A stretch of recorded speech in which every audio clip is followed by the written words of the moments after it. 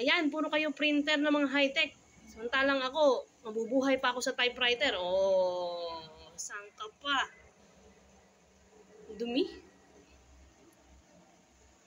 Buhay pa ang mga, ano yan, ano ba tawag dyan? Teklada. Ay, ayaw na. Ayaw na. Kalawang na pala. Ito ay dala-dala ko pa nung college ako, papunta sa school, kasi mascom student ako eh. So, typewriter ang ginagamit namin nun.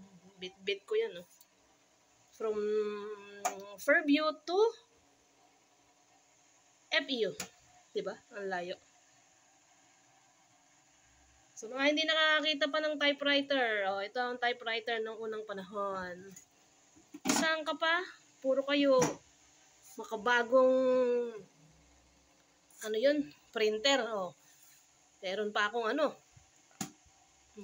Saan kayo makakita pa ng mga yellow pages ng mga ganito? White pages pala nakalagay. Hindi pala yellow.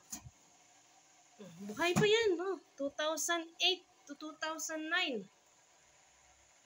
Metro Manila. Telephone directory. Residential, o baka may gusto kayong ipahanap dito, mga pangalan. At ito pa, itong malupit. Oh, panghalo-halo. Ganito yung panghalo-halo, buhay pa oh.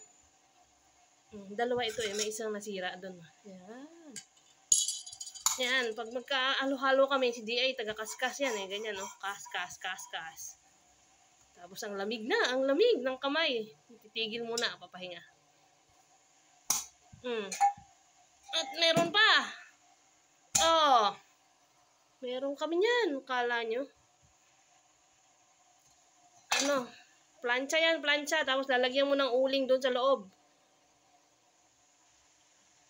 Para makaplancha. Yan, oh. Sa mga antique house na lang kayo makakita ng ganito. Nakita ko sa Green Hills, nagbebenta ng ganito. Mga antique. Oh, di ba?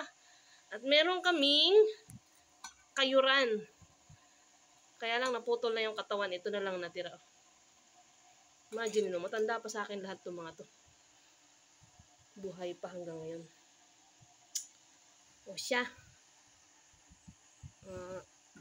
Babay na muna. Bye! Maglilinis ako.